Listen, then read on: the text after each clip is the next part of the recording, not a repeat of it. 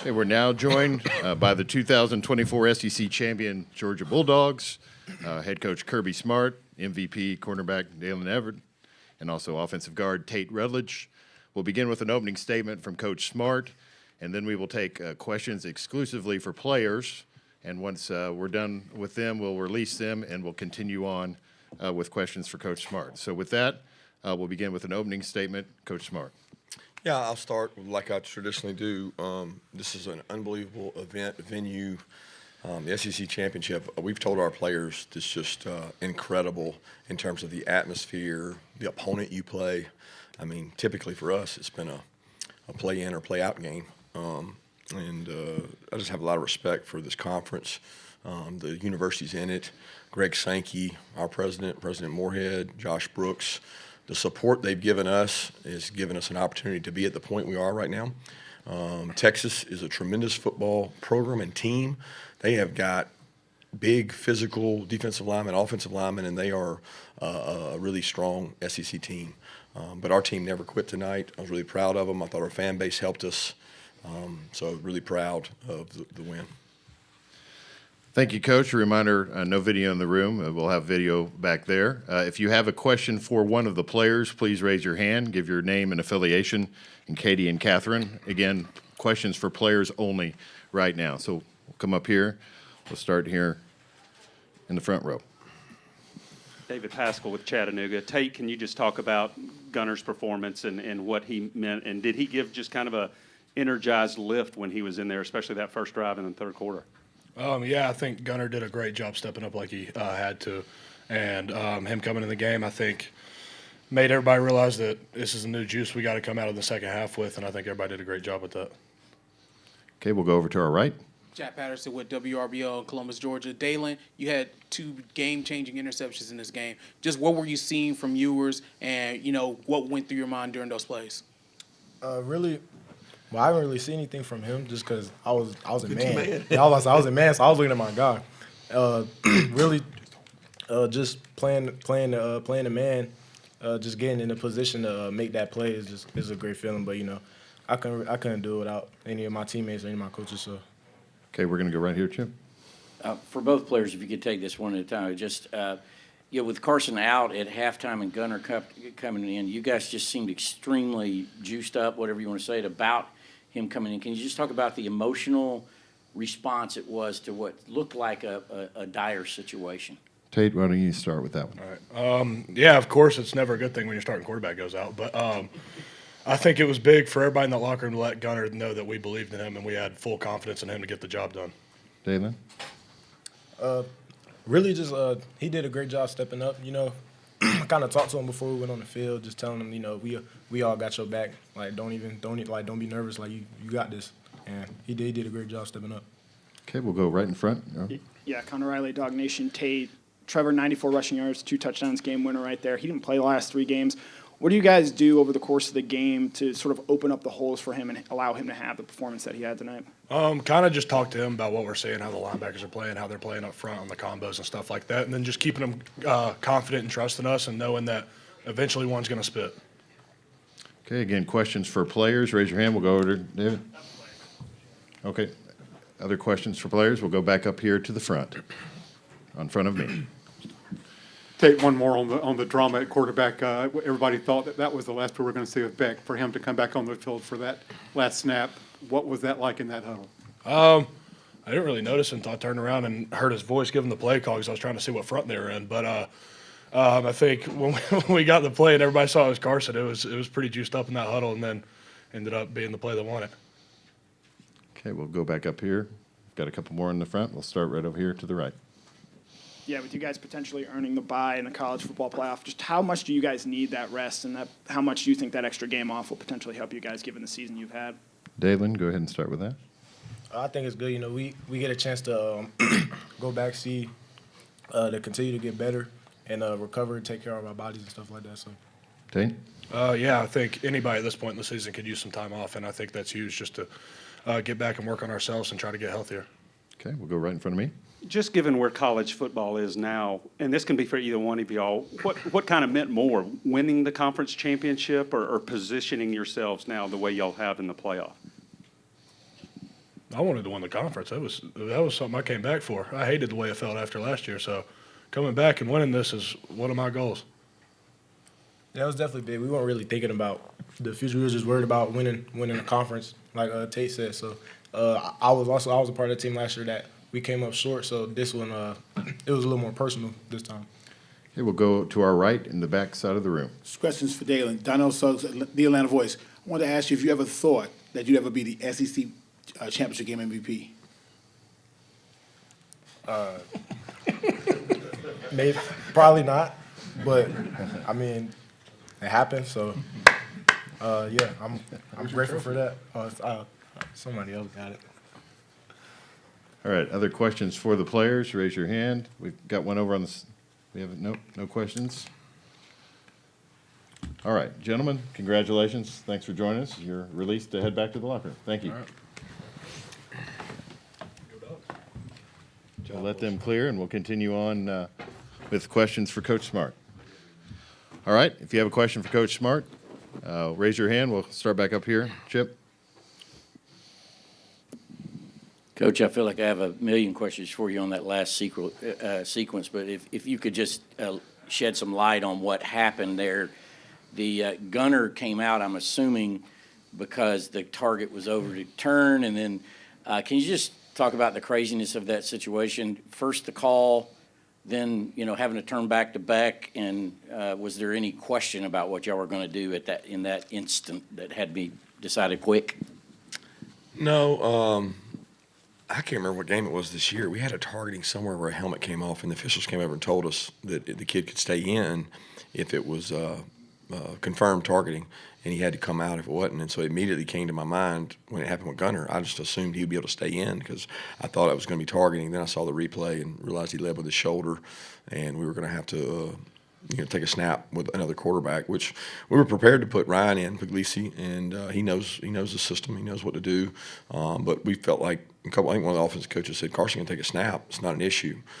So we did that, and I thought Mike and them had a good plan, really good plan on that play, and executed it. And it was a really physical play, and it's a good, quick decision because we had already burned our time out on defense. So we wanted to be efficient and not run down the play clock.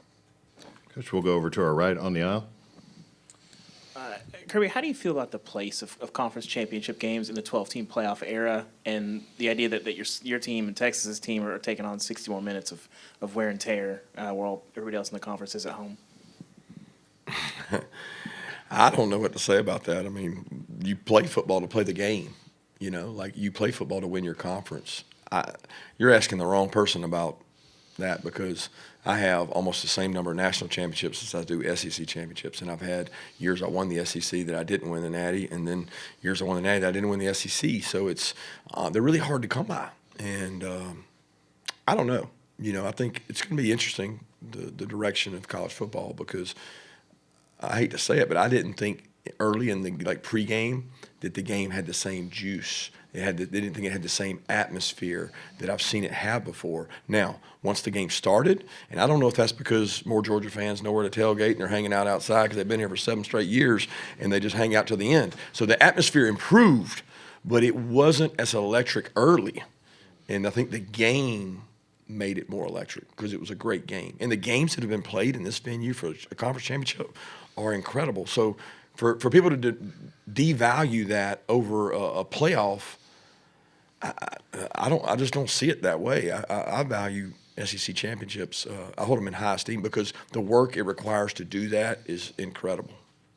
Okay, we'll go over to our right, Coach, over to our right side.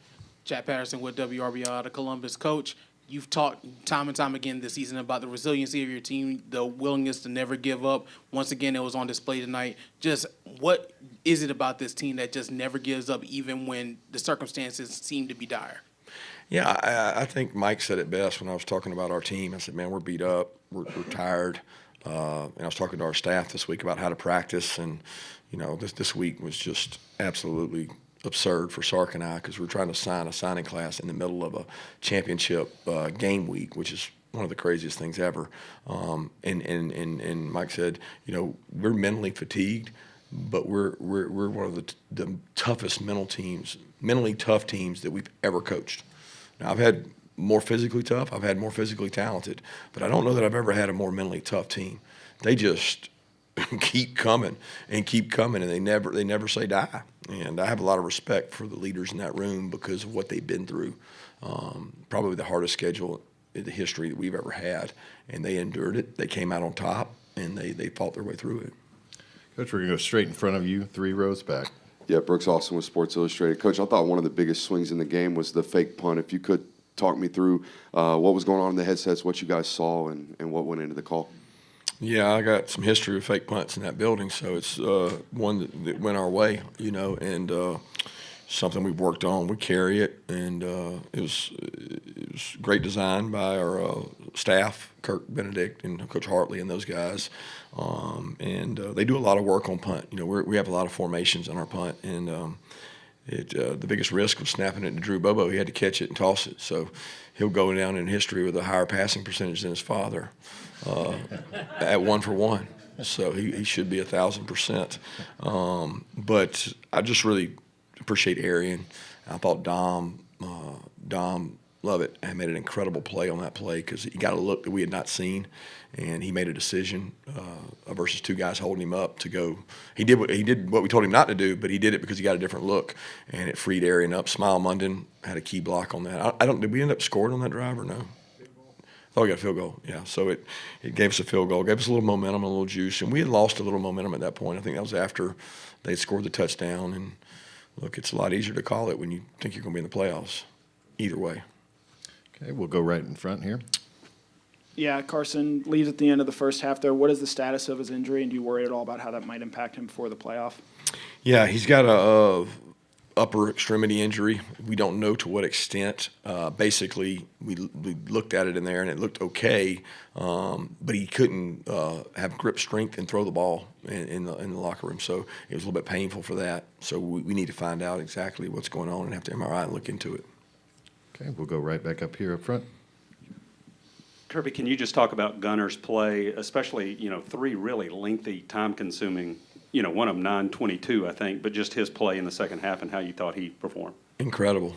I mean, the players believe in Gunner. They love Gunner. The juice that he brought and the passion and energy, and he lives with 3 or 4 of those guys. I don't know, Drew and Oscar and some of them, and it was like it gave us an added boost of energy. They were fired up. They were trying to keep him composed, and I thought the offensive staff did a good job helping Gunner out with the way they called the game.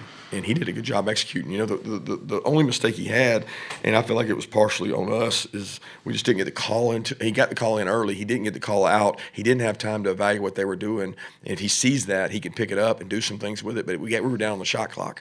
And he had the third down. He throws the pick there that could have been costly. But, man, the kid played just tough as nails. I mean, and he hadn't got to play much this year. That's the hardest part is you don't get a chance to play these guys. The Florida State game is probably the most he's played.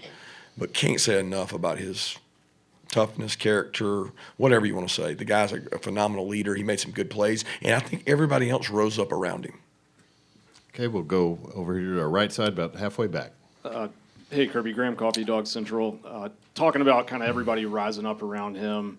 I think at halftime they had 2-1 possession on you guys. You guys finished the game with more time of possession, were able to go on those long drives. Your offensive line, was there a moment where they were kind of challenged to go and move people so you guys could run the ball and kind of help Gunner, or did that just kind of develop as the game went on? Yeah, I got on them at halftime. I was disappointed because I think we got a good offensive line. We got good backs. And it wasn't that they were stoning us. We couldn't get the run game going. I mean, I didn't feel like it was just mashing us. I mean, we'd get 3 or 4. It's hard to run the ball in the SEC. They're the number 1 defense in the country for a reason. But, man, if we were going to go out and have a chance to win, we were going to have to rally around Gunner. We were going to have to be able to run the ball. And we challenged the offensive line to say, hey, look, guys, and I do think that as we went, we're physical. You wear people down on snaps, long drives. They did it to us. I mean, there was long drives, it felt like, for them. But, look, it's a line of scrimmage game. Sark knows that. That's why he recruits the way he does, and he gets big people. We get big people.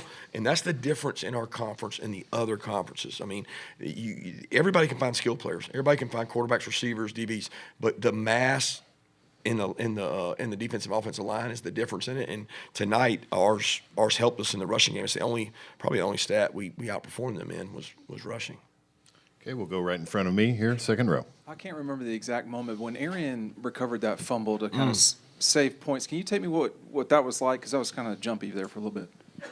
Yeah, I don't even remember either. I think Nate made a great run, broke through there, and it looked like the guy did a great strip out, and then Aaron, like a missile, dove in between two of their players and recovered it. I feel like that ended in a field goal, though, because I had a tough decision there of 4th and 3 to go for it or take the points. And I felt like our defense was playing good enough that taking the points would be fine and we would hold them. We had a lot of momentum at that point, and I think they came back and scored a touchdown. Okay, we're going to go straight in front of us on this near aisle. Joey Lamar from WSAV. Coach, I guess 2 questions. One, can you walk us through the decision to go forward on 4th down from your own 30-yard line? And then 2, can you talk about Trevor Etienne's performance? He hadn't played since the Ole Miss game on November 9th, and almost 100 yards on the ground, and another like 40 or 50 yards through the air, so over 100 yards, all-purpose yards, and 2 touchdowns, obviously. Yeah, to me, Trevor Etienne's probably, no disrespect to Dalen. I love Dalen. Dalen had a big game, and he got the MVP. But that's Trevor Etienne was the MVP because he came and said, Coach, I want to play in this game. He's like, I came to the school because I want to win a championship. He stood up in front of the team and told the team, like, I don't know how y'all feel about this game because I hadn't been here, but y'all have played in it a lot, and I haven't. And I want to play in this game. This game means something to me. I want to win this championship. It's part of the reason that I came here. I want to win an SEC championship. And he spoke from the heart. And I knew right then, I said, this dude's going to play if he can. And he plays physical. He's got cuts. And you know, we got good backs, but he made some special runs tonight that gave us some juice and energy, and he took some pressure off of Gunner. As far as the 4th and 3, I don't know which one you're referencing. You're talking about the fake punt? Yeah, I mean, we talked about it earlier. I just feel like we were losing momentum, and we needed a spark, and that gave us one. And you know, you're playing with your backup quarterback, so you got to be willing to take some risk at that point and get some things going. Okay, we've got another question here to our left. I may have missed this, Kirby. Did Gunner sustain a concussion, or where is he at right now with that? No, I think he's fine. He was prepared to come back in the game. We won the game on the play that he was out, so he was fine. Other questions, raise your hand. Additional questions for Coach? Coach, congratulations. Best of luck in the CFP. Thank you so much.